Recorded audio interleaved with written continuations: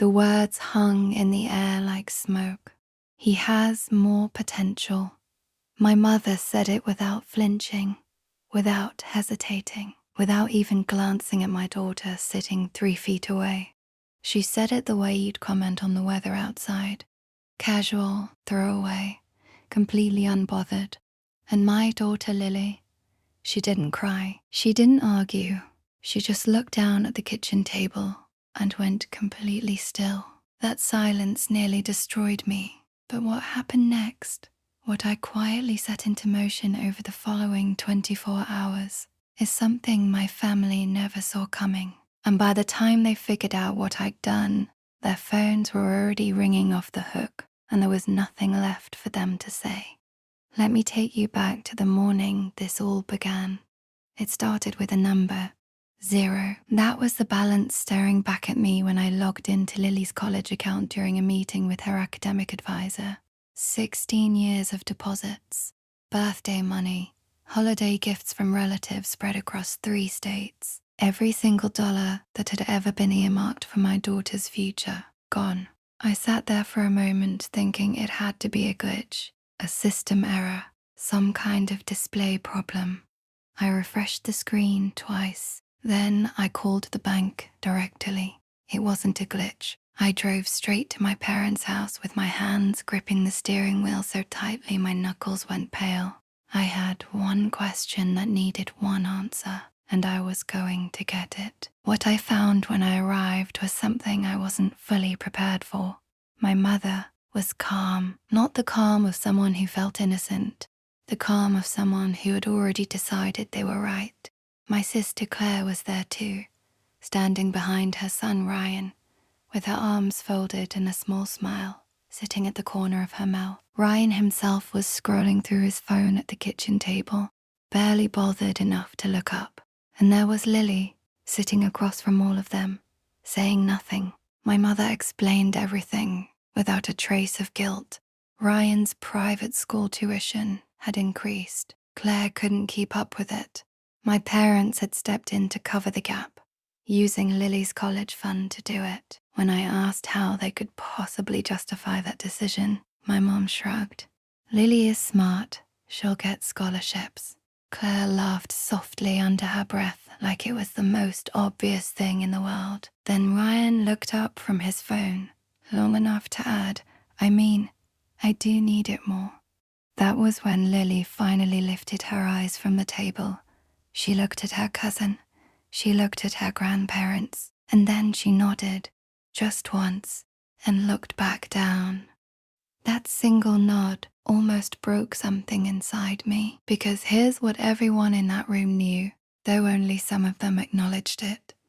Ryan was 14 years old and had already collected 2 suspensions for cheating and 1 for stealing a teacher's tablet. He had once fabricated a bullying accusation against a classmate, triggering a weeks-long school investigation before the lie unraveled entirely. His grades were average on a good day, but according to my parents, he was the one with potential. My father finally spoke up. You're overreacting, Isabella. It's family money. I asked one question in response. Did you ask Lily? The room went silent. My mother waved her hand. She's a child. And that was when Claire smirked. That exact smirk. I can still picture it perfectly, because it was the moment something shifted inside me. Not rage, something colder and much more deliberate than rage. I stood up. Lily stood up beside me, without being asked. My parents visibly relaxed, as though they assumed I was walking away defeated. My mother gave a small nod, like the argument had been settled. I paused at the door and said one thing before we left. You're right. It is family money. She nodded again, satisfied.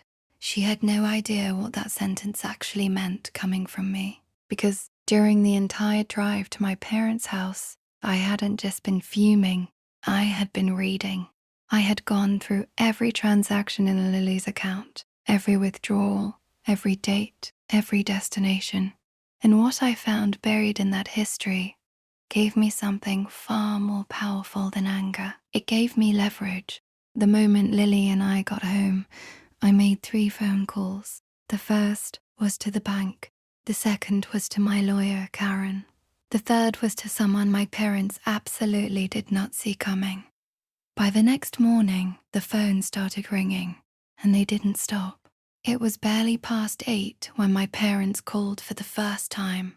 Then again. By 9 o'clock, they had tried to reach me 6 times. Claire followed with 2 calls of her own. Then my dad. Then Claire again. I let every single one go to voicemail. I was sitting at my kitchen table with a cup of coffee that had long gone cold, watching the screen light up over and over because I already knew what was happening on their end. At 9:12, a number I didn't recognize called. I picked up. The man identified himself as Mr. Daniels from Ryan's private school.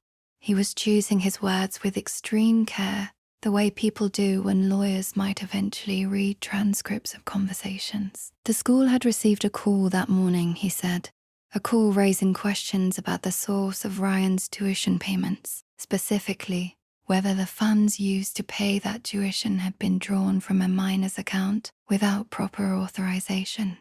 Private schools are deeply protective of their reputations. Legal complications involving misappropriated funds from a child's account are exactly the kind of thing that makes admissions boards extremely uncomfortable. I told him what he needed to hear. My daughter's education account was emptied without her knowledge or consent.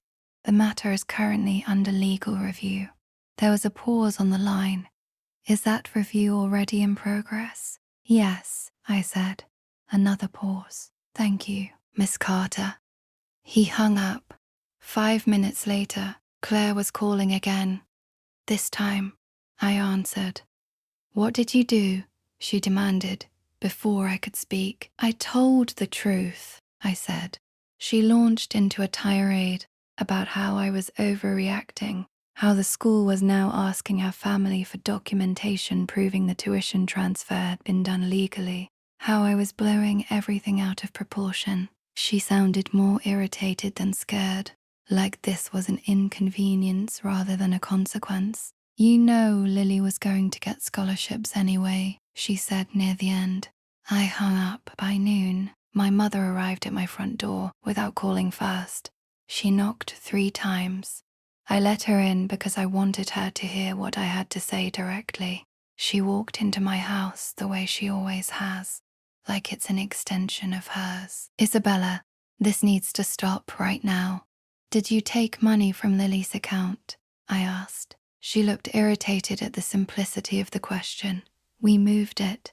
It's still helping the family. Lily is the family. She rolled her eyes. You're making Ryan look bad. Ryan, it turned out, had a bigger problem than looking bad.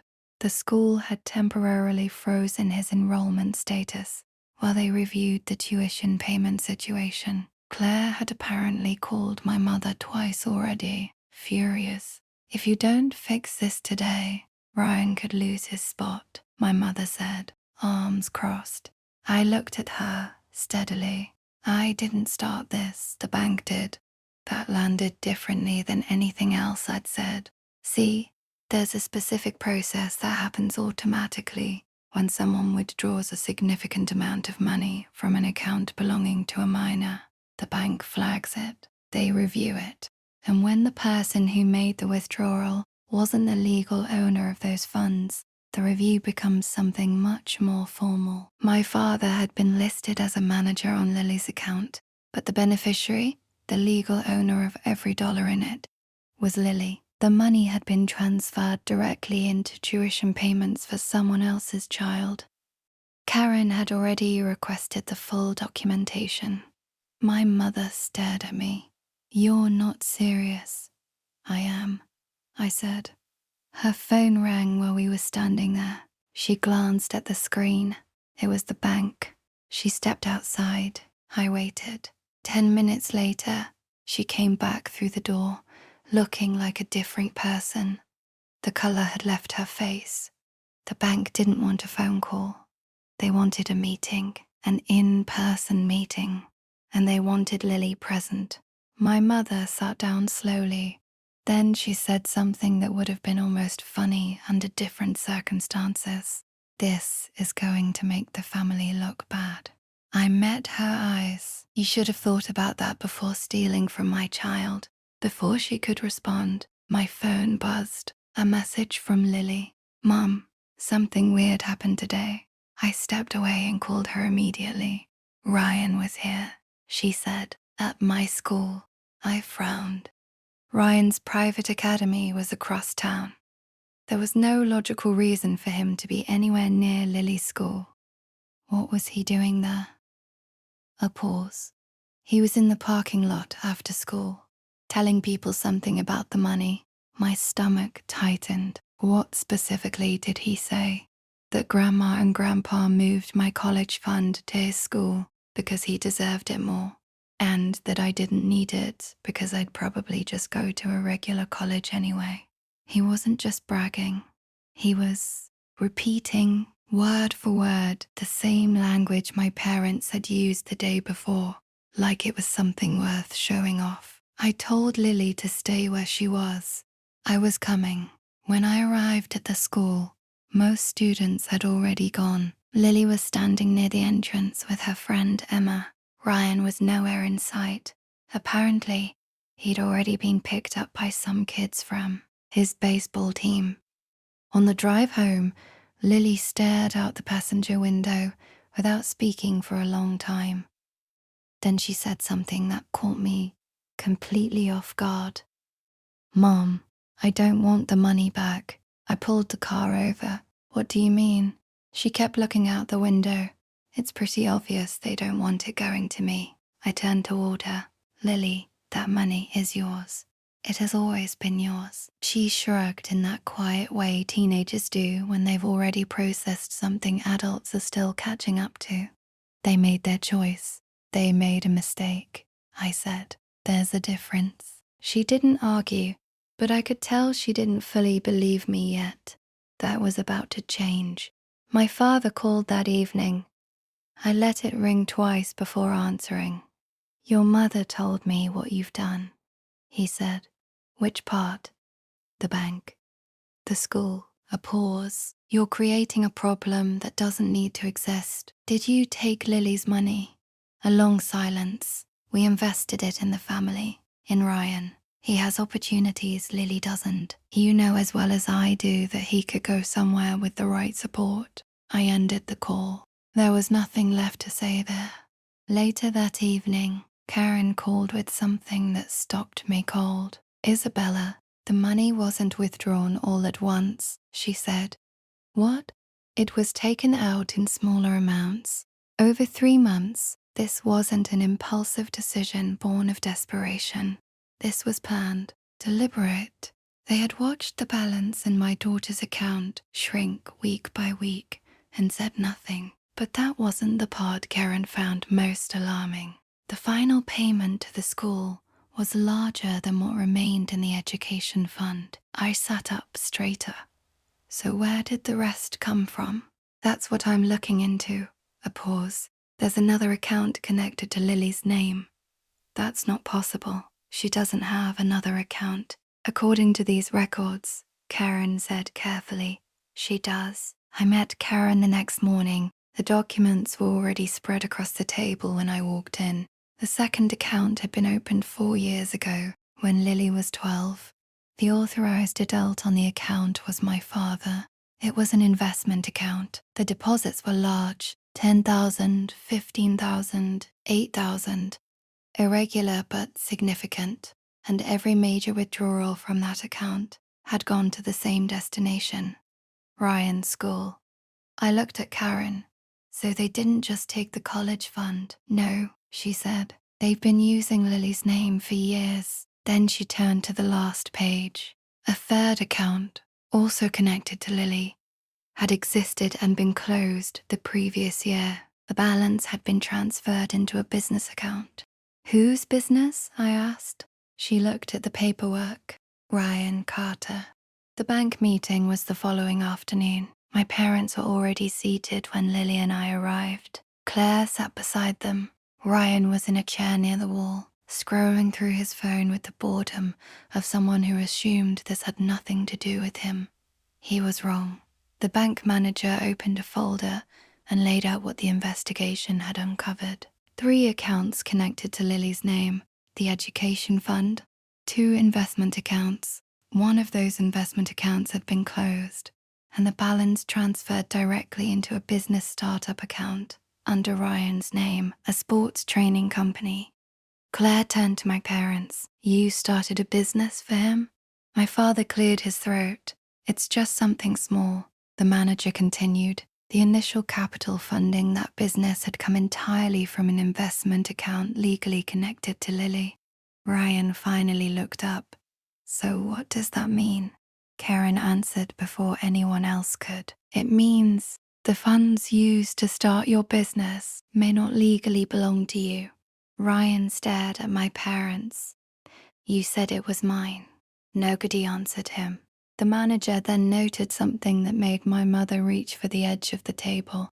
The paperwork authorizing the investment account had required Lily's signature.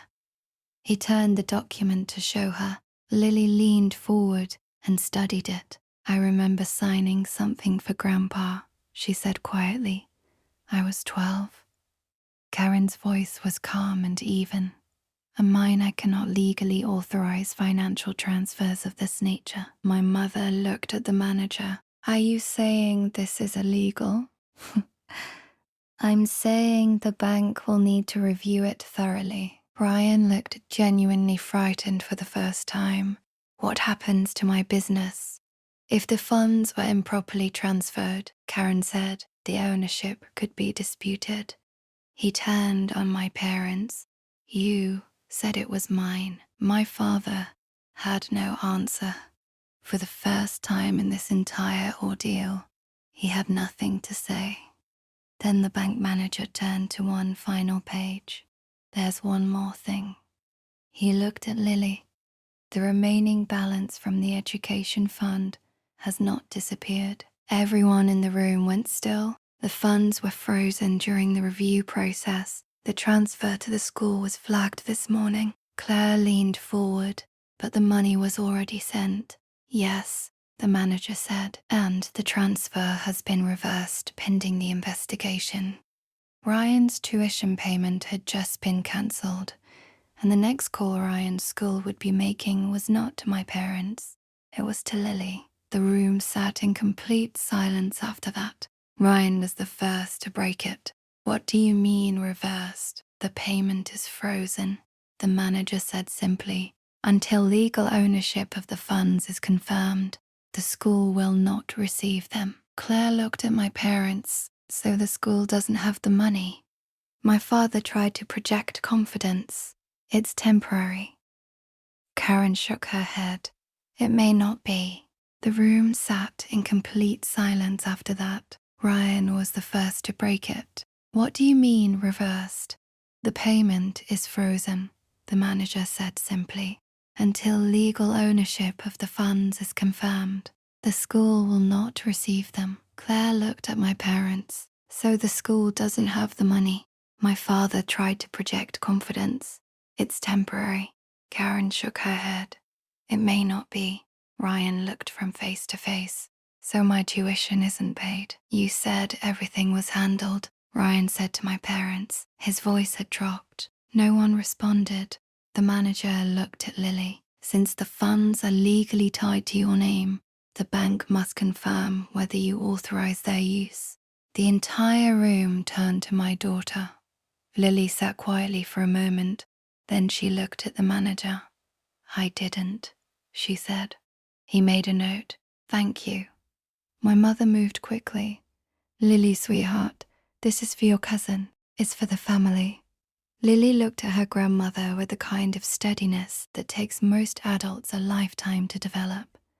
"It was supposed to be for me," she said. The meeting ended shortly after. The bank's investigation moved quickly. Within 2 days, Ryan's enrollment was suspended due to non-payment. The school's administration, already uncomfortable with the legal cloud hanging over the tuition funds, didn't push back. Within a week, the findings were clear.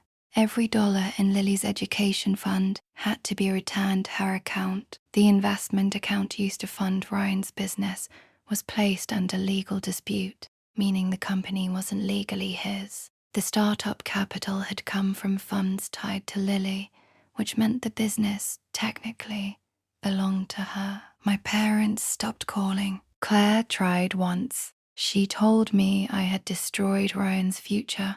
I told her the truth. No, you tried to destroy Lily's. I just stopped you. A month later, everything was resolved. The college fund was fully restored. The business account had been legally transferred to Lily's name. She sat at the kitchen table one evening with all the documents in front of her, reading through each page slowly. She finally looked up. What do I do with it? I didn't give her an answer. It's yours, I said. Decide what you want. She thought about it for a week. Then she sold the business rights to a local sports facility that had been interested in acquiring the training program Ryan had built under it. The entire sale amount went directly into her college fund. Ryan lost the company. He lost the private school. My parents never said the words I was wrong, but they never again talked about potential. Not once. Not around me. Not around Lily.